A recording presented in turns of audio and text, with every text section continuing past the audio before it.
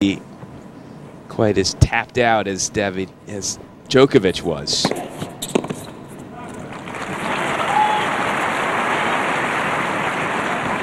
Having said that, he's played 4 3-setters.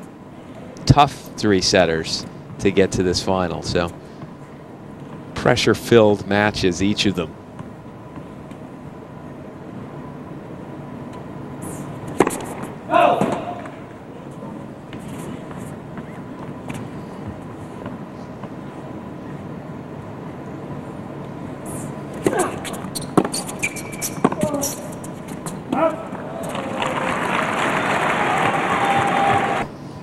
A few years back against Roger Federer, 2005. No Russian has ever won this tournament. Yevgeny Kafelnikov was in the '97 final. That was when the events were going on in Germany. Lost to Pete Sampras.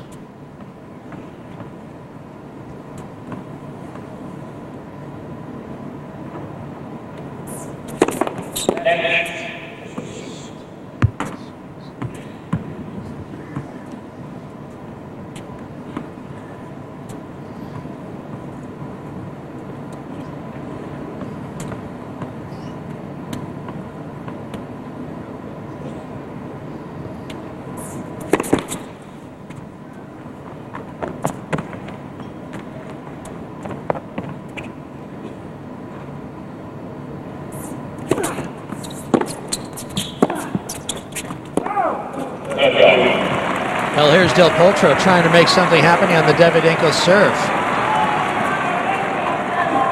Has really not been close yet.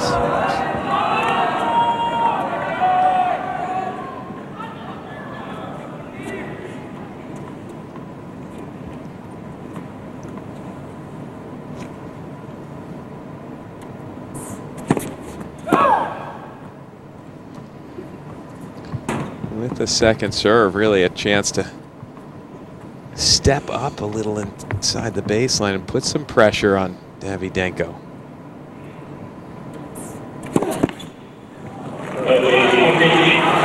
He was moving in. Davydenko went for a bigger second serve than normal.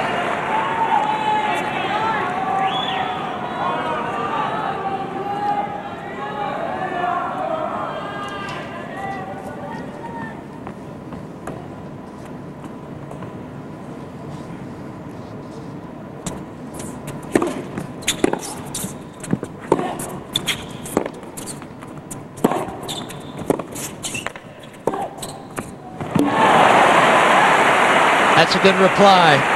Down break point, and he plays a very solid point. It also shows you how important it is to get back in the court, as you'll watch Del Potro with just a slight slip after hitting that forehand, and that half a step was all the time Davydenko needed to now race forward and hit to the open court.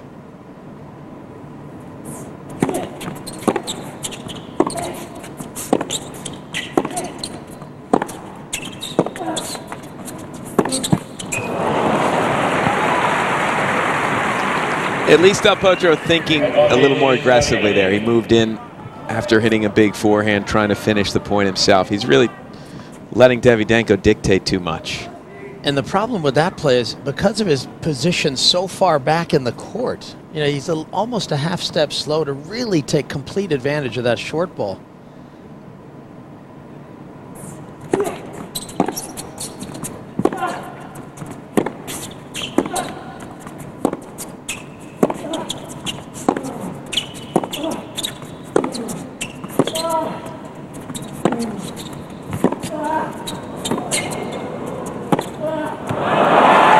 That time he was up on the baseline. That time he moved up. He's starting to realize, you know what, I'm being somewhat overpowered by this little guy. I need to step in and impose myself a little bit. In the last 2 points he has.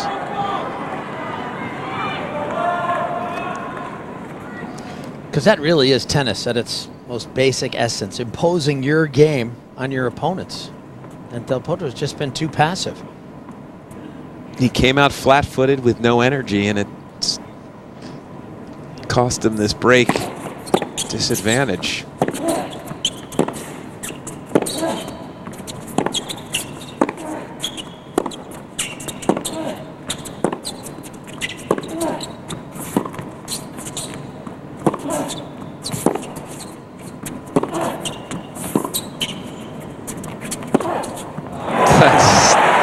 Really good from Davydenko. He's having to work for his points now.